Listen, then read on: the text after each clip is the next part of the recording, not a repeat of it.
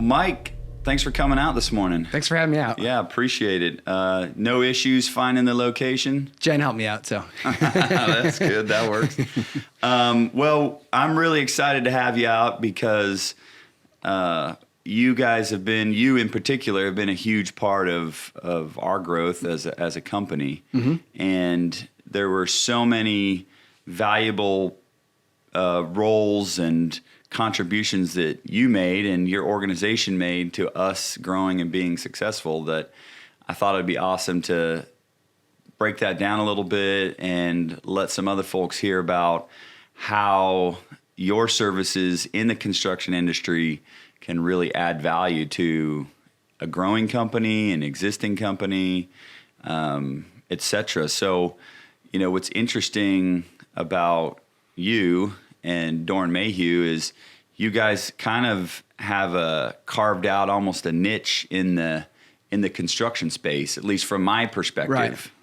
Right. What really got you guys going into that direction? Or you personally, I'm assuming you didn't just say, "Hey, I want to do accounting in construction," but what kind of pushed you into the construction space? So I kind of fell into it. When I first graduated from college, I started at a small CPA firm. One of the partners there actually did the accounting for the company my mom worked for. She worked for a home builder. So they did a lot of construction companies and a lot of home builders. So I went there. It was a small firm. They had about 20 people, and pretty much all they did was construction contractors and home builders. So really? That's how I got into the industry. And at that time, if you had a client, basically you did everything for that client. You did the audit, the review, you did the tax return, the business return, and then the owner's personal return. So you kind of saw the whole picture. But after about 3-4 years, I kind of realized I was kind of outgrowing that firm. I wanted to work at a bigger firm with bigger clients, and I felt like that firm wasn't maybe doing things the right way, or so I kind of wanted to see something else. So I went over and interviewed at Doran Mayhew. They had a really robust construction practice at the time. And now, where was this based? This was just outside of Detroit, Michigan. Just outside Detroit. Yeah, Okay. Detroit suburbs. So Doran Mayhew is headquartered up in Troy, Michigan. It's just a city that pretty much nobody's ever heard of unless you're from Detroit. So I worked there for about 10 years. And then in 2010, Doran Mayhew acquired a firm in Houston called T.R. Moore. Okay. And then I was the senior manager at the time, and I was trying to make partner, and it was hard because the Detroit economy was not doing a whole lot in 2010. Yeah, there was getting crushed a little bit. The automotive industry was getting crushed. Yeah, exactly. Yeah. So I came down to Houston, and I was like, wow, this place is really growing. This is a place where I could see myself living. So I moved down. What year was this? This was 2011 when I moved to Houston. Okay. July of 2011. If you remember, that was the year where there was, this was a hot summer, but that was the summer we had that really hot drought. Yeah. And there was all the wildfires out in like Bastrop and all that. Yep. Yeah. So I moved down here and I was like, okay, well, it's hot, but I can deal with that, Yeah. And, but I just really like the city. I really like the vibe. Everybody's really pro business and everybody's super friendly. You go to talk to your neighbors and they're like, hey, how you doing? I'm Paul, and it was. The culture's tough to beat. The Texas culture is pretty incredible. I mean, I had moved. I mean, it's funny because we had just moved back to Texas in 2011 from Florida. Yep. I took a little stint to Florida with the company that I was with, so we were moving back about the same time. Mm-hmm. And you were getting the office set up, or you were kind of you had acquired this firm and you came down to kind of assimilate them into Doran Mayhew a little bit. Exactly. And then they had 3 partners that were about 5-10 years away from retirement. So I was trying to kind of like bridge that gap basically and help them grow. So it was a good position for me. So basically I came down and pretty much everything I knew was construction. I mean, I have some manufacturing clients and some one-off clients, but 80 to 90% of my clients are construction contractors or home builders. Was the firm you acquired in that space? No. So they had like 2, maybe 3 clients. Okay. So, and I'm like, okay, well, I'm going to figure this out. So basically I went to all the networking events. I went to CFMA. I went to AGC. So you kind of knew where you needed to go to connect with the construction community. Exactly. Yeah. Exactly. So I tried to meet as many people as I did. Anytime there was a a luncheon or a happy hour or something, I signed myself up. That's awesome. I tried to meet all of the players in the industry. Yeah. So along the way, I met Ben Westcott at CFMA event. And then I could tell right away that he was somebody that was, a player in the industry and somebody I needed. He had the energy and, knew all the players. And exactly. I mean, that's who really connected us. Yeah. I mean, when I started Christensen Building Group in 2014, I was immediately, reaching out to other business owners trying to figure out what kind of advisors and consultants and services do I need to figure out. And pretty quick, it was like, okay, you need an attorney. Yep. Because you need to figure out, get all the legal stuff tightened up and looked at. And so a buddy of mine referred me to Ben. And so it was like the next day I'm in Ben's office just saying, this is what I want to do. Right. Help me do it. Right. And while we were talking, he was just said, look, you found an attorney, you need an insurance agent, and you need an accountant. Yep. And so in that meeting, he connected me with you. Yep. And made a connection to another insurance company that we ended up going really meeting with both of them and signing both firms up. Yeah. So it was pretty cool because I've said that to a lot of people since then. Yep. What do you need? You need a good attorney, a good accountant, and a good insurance broker. For sure. And those are kind of in construction, probably in a lot of industries, but in construction especially, that's critical. Oh, yeah, definitely. Yeah, I mean, there's a lot of nuances in the construction industry that you really kind of got to be in that space to understand it. If you do like one or two, construction clients, I don't think you really understand it. And I think people in the construction industry really crave somebody that's an expert in that field. Like if you don't know the ins and outs of a WIP schedule, like you might as well not be, in the industry. Yeah, I mean, it's, early on, we were just a very, very small group, like most companies. Right. And, we didn't have sophisticated finance and accounting and, forethought on how we needed to structure things. And you guys came in and started providing, I'm sure you remember, like not virtual, but it was, offsite CFO type services. Yep. Where once like a month, contract CFO. Yeah. Yeah. Once a month you'd come in, we close out the month. You were producing charts and we were looking at, trends and what the company was doing early on. And it really helped me start to get an idea for what I needed to do to hone in the company. Because I had visibility into that stuff early on. Whereas if it was me trying to figure it out, I mean, it would have been a disaster. Right. I'm literally getting up, driving to the job sites, trying to line out crews. Some of the work I'm operating equipment and doing it myself. Yeah. And then I'm trying to interface with customers. And so running books and thinking about financial impacts and accounting things, it's difficult to do by yourself. And so having a firm like yours on was pretty critical. Well, I remember when you were starting your business, we were having some meetings and it was like, oh yeah, Mark pulled the all-nighter last night. He was trying to get a bid out or he was doing this. And it was got 2 hours of sleep last night, slept on the couch in his office or something like that. I mean, running it thin for certain. Right. So, as you started making connections and growing your book of business here, what were some things you did to really add value to other, to set yourself apart and attract construction firms? Your knowledge obviously helps. Yeah. Hey, we understand your business. We know what a WIP is, but what were some things that really helped you stand out in those services? Kind of being, obviously being an expert in the field. And then we've just done a lot of networking events. We've done, like you've been to some of the shooting events that we've had before. Yeah. And we've done a lot of round tables. And we just hosted a lot of other events with a lot of leaders in the industry like Ben or insurance people or bankers. So we really just try to get out there and meet as many people and do a lot of networking events. And then now it's kind of got to the point where I've pretty, well known within the industry. So, I don't have to do as much of that ananymore, which is a little People nice. Are calling you now. Yeah, right? Exactly. Yeah. That's nice. I don't have to knock on the door so much and I don't have to worry about taking maybe a client that isn't a great fit for the firm, Sure. So. Well, you did a few things that were interesting. You mentioned one, the shooting events. Yeah.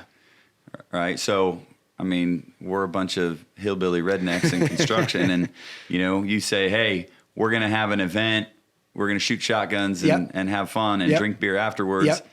Come on. And so but what you did is you assembled all these different services.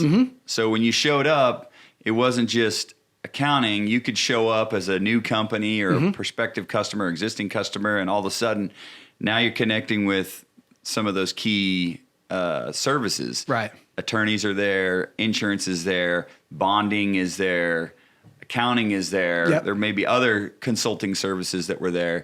And so I networked with several other folks. They ended up coming to my office, and some we did business with, some we didn't, but we expanded that network just by showing up at some of those events. Right. Yeah. So that's been really good. We have a really strong marketing department, and I've really just kind of tried to use that to as much to my advantage as possible, and they've been great. Yeah. So we do a lot of different events, and not just within the construction industry, but the firm as a whole. We're always doing, webinars and different events, and to try to offer CPE to our clients that are you need CPA. Just adding value. Yeah, exactly. And you've got something next week. Unfortunately, I'm not going to be able to attend, but I know this is something you have continued to do. It's like an industry outlook. Well, so next week it's our fall symposium, and it's basically not just for the construction industry; it's for all companies. Okay. But it's 8 hours of CPE. I know, like Patty is going to that, and for people that are maintaining their CPA license, it's free CPEs. Always a good thing. That's nice. Yeah, we try to keep the topics pretty refreshing, so it's people can take something back to their office and they're like, yeah, I really learned something there, and it was worth my time, because that's a hard thing to get. People are so busy right now, and to get somebody away from their desk for a day, it's tough. Yeah. Yeah. I mean, even if we struggle with it all the time, even just trying to go do something fun. Right. And I feel like we've, are pretty innovative with the types of events that we invite people to. And it's hard to get anybody to be gone for a day. Oh yeah. Just because the market, Texas, is so busy right now. So that's been a real kind of challenge. When I started thinking about our history, I was referred to you by a contact. We started doing business together. And then as I saw value in what you were doing for us, I would say, hey, have you talked to XYZ firm? Yep. You should connect with them. Or I would pitch it to the business owner. Yep. And then pretty soon you started making some connections. And then as Dorn Mayhew grew here in town, you guys recently acquired some office space and ended up doing construction, and then called us up and said, would you guys like to come do some construction services? Yeah. So obviously you've been a great client of the firm, and you've gave us, some referrals, and some really good referrals that we're still working with to this day. So obviously very appreciative of that. And so I wanted to return the favor and make sure, we were able to help you guys out a little bit as well. So I'm not going to lie. It felt good sending you an invoice. Yeah. It's all right. I'm good. We're good paying it. No. You know what? I like this. Yeah. Now I'm getting paid. Exactly. So you guys have moved in, and all that's gone well? Yeah. So it was interesting. We were at a space over just outside the Galleria, and we didn't really like the space as much, and we wanted to be kind of centrally located, but that west side of the loop and on 610 is just, the traffic was really bad. So we wanted to get a little bit out of that area. So we were working with a broker at the time, trying to find space, and we were trying to find a whole floor and trying to find a place where we could put our name on the building. So we weren't looking to buy a building at all, but they said, hey, there's this building for sale right over here off of North Loop, and it's a 6-story building. The first 5 stories are occupied, but the 6th floor is wide open. And, obviously if you own it, you can put your name on it. So we're like, well, okay, I guess we'll become landlords here. And meanwhile, we bought the building in February 2020. You know what happens in March of 2020. Yeah. And then we're like, okay, great. We own commercial real estate, and everybody's working from home now. And nobody wants to come to the office. So everybody kind of had your oh crap moment, basically. Yeah. But it's worked out pretty well. One of our tenants left one floor, but for the most part, the building stayed pretty well occupied. We're doing some build on a couple other floors right now. We moved in the space in November of 2021, you guys did a great job with the build out. We had Able Design Group that was the architect, and they designed a really cool space, and you guys executed really it. Nice. Yeah, I mean, it's everybody was really happy. So that was kind of the catalyst to get everybody back into the office. We basically didn't force it or mandate it, but we basically said, okay, we got this brand new office now. It's a cool space. Yeah. It's, a cool place for someone to, after a while working at home wasn't as great for some folks. Right. It's like, I need to get out of the house. Oh yeah. I'm not a work from home person. I mean, I go to the office every day. Like I have 2 young kids at home, a 3-year-old and a 1-year-old. So working from home is just not an option. Yeah.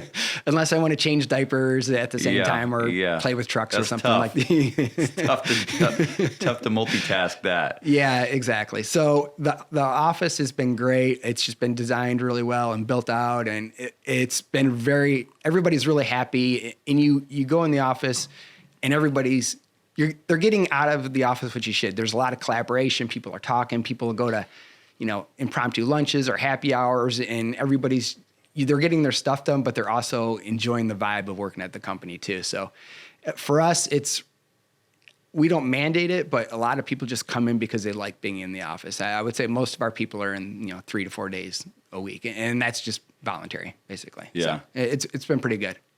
How often are you meeting with the business owner and, just trying to keep them updated with recent legislation and tax opportunities and things, and you're able to uncover just a bucket of opportunity for them? I mean, I know with us, there's been a few things that you would just bring to light and say, hey, this just passed, Congress, and now you can do X, Y, Z and take advantage of this. How often, how often does that opportunity present itself for you to add that kind of value beyond just doing the books for somebody? Well, there's been a lot of that in the last 2 years, really since COVID. So obviously, you remember PPP came out, and then that was the way they rolled that out. And it was a good thing that they ultimately rolled it out, but there was just so many open items when it was rolled out, and there was a lot of question marks, and they kept on changing the laws. So we were working with our clients all the time and hey, this is what you got to do, get your application in, or this is, fill out your forgiveness application and everything like that. And we're trying to help our clients and call clients. And we were doing webinars, probably on a bi-weekly basis, basically, to just kind of keep our clients up to speed. And then now recently there's been, the ERC credits. We've talked about that. And then there's other Congress keeps us busy, so there's new changes to tax law on that stuff. Like you have to keep your finger on that pulse. Because for me or for any other business owner, I'm not going to say impossible, but it would be really, really hard to keep your finger on the pulse of all the new legislation, tax implications, and also run your business and manage that aspect of it. And what's interesting, the longer I've done this, I've realized that it's very, very difficult. Congress does not make it easy. The government doesn't make it easy for you to run a business and be compliant. No. It's complicated. Yeah. And you almost have to have outside services to really take advantage of the way things are set up, or to just keep yourself out of trouble. Yep. I remember early on, we were making a deposit for a certain tax the day that it was due, but it was taking 2 days for the ACH to go through. Right. And that went on and went on and went on. And we thought we were compliant because we're sending the payment in that day. Right. But the money wasn't hitting that day. Right. And so we were just accruing tax penalties after tax penalties after tax penalties. Yep. And then all of a sudden you get this letter in the mail that says, you owe $35,000 in penalties. Yeah. And then the next letter comes, you owe another $15,000 in penalties. And it's overwhelming for a business owner because the tax agencies, whether it's state, local, or federal, they're pretty heavy-handed. I mean, once they get their teeth in you, it's hard to navigate through that stuff. And so. Yeah, they're definitely heavy-handed when you owe them money. When they owe you money, though, it's tough. It's very like tough to sucking get water out of a rock. Yeah, the phone doesn't, answer. Like we have people in our office that call the IRS, and basically there'll be days where they call and they say, "We're not accepting any phone calls today." So just call back. Just straight up. There's a message. No phone calls today. Yes. That's nice. So, can you imagine your business if right. if your customer called you up and all of a sudden you just like, we're not taking phone calls today. Yeah. Call back tomorrow. Exactly. Yeah. So it's tough to deal with the IRS. I would say one of the things that I think you guys eventually did, you transitioned to a company that was doing your payroll processing for you. And that's something I really do recommend most business owners do because, people say, oh, we'll just do it in-house. But it's so much better, to outsource that stuff just because of all the nuances. And if you miss things by a day, then it's like, or maybe this deposit gets posted on the next quarter because it's like a day off. Then that quarter, now you have 2 quarters that are off. And it's just, it's a pain. It's a nightmare. It's so tough. Having Especially that handled by if you work in multiple party. jurisdictions. Oh, yeah. And you get out there. Mm-hmm. So what do you like the most about the construction space? What do you like the least about the construction space? I got to get both ends of the spectrum for you. So the thing I like most is really the business owners in the construction space. Everybody's kind of got that blue collar mentality. They build stuff with their hands. They're real easy people to talk to. They're not real like pretentious or anything like that. They're all just, down to earth guys, So that's what I really like. Everybody's very friendly, very welcoming. The thing that I don't like is sometimes in the construction industry, and this was never an issue with you, but clients, they try to get by on cheap, basically. They don't want to hire a controller. They don't want to hire a bookkeeper. They're like, oh, I can just do it myself, or I don't want to pay anybody to do that. And then that actually causes more problems because it takes them forever to get their financial statements issued. We have additional fees because, we're trying to reconcile accounts that if they had somebody internal that was a little bit stronger, or if they worked with us early on in the process, we could help them with their reconciliations. But sometimes they just try to fly by the seat of their pants, and then we're cleaning up stuff on the back end. Yeah, I have to imagine that you get pulled into some companies and they're like, we need help. And you get in and it's, how do you make heads or tails of this thing? Exactly. It's got to be very challenging. I mean, we tried early on. I mean, we ran our own payroll and tried to do a lot of our own accounting, through QuickBooks. And it quickly became very complicated. And so having outside services to unwind all that stuff, or at least keep us pointed in the right direction, was pretty valuable. Yeah. Well, if you pull your crystal ball out, because I know you got one in that jacket, where is Texas headed? What are you guys seeing, in the construction industry, for firms who are looking to start up or get going or come, be in this area? What are you seeing out there with the outlook now economically, if you can shed some light on it? The industry is still strong. I mean, you got to look at it. You get net migration, people moving to Houston, and people just, still being born here at a faster rate than people are dying. So, when the population's growing like that. It's a good ratio. Yeah. You got need for extra housing, need for road, needs for a Home Depot down the road, things like that. So the growth of Texas is still very strong. On top of that, we have a very business-friendly governor. And obviously, you've seen the headlines, companies moving from out of state, Big companies. Most notably, big companies. California companies, moving to Texas. So obviously, not just that company moves, but now you have to have a gas station by that company. And then you have to build roads there, and you have to have a janitorial service that cleans that building. Then you need schools and hospitals and emergency services. So, I mean, Houston overall, Houston and Texas, it's growing quite a bit. And what we're seeing right now is just, it's having enough people to do the work. And I think that's a universal problem. That's definitely an issue in our industry. Are you experiencing that? Oh, yeah. Like labor, the war for talent. There's a vacuum out there for people. I mean, it's really, it has already, before any COVID, before any of the issues that hit, it was already a problem. Finding skilled labor, finding people that come into the construction industry. And now it's just compounded. Right. So we're battling every day to find new talent, new people that want to come in, and people that want to commit to a company and help themselves get some personal development. It's so easy to skip around.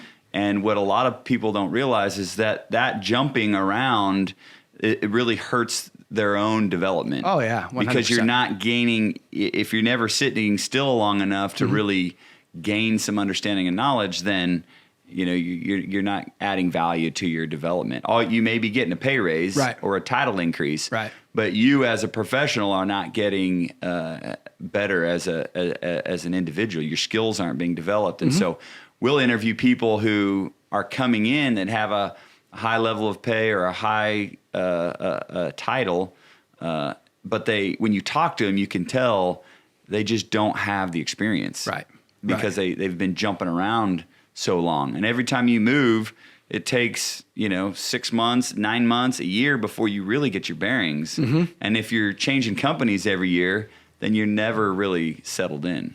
Yeah, so we've noticed that it's very difficult to find people that have experience, because usually a lot of times you're hiring somebody else's problem. There's a reason why they're not at the company down the road.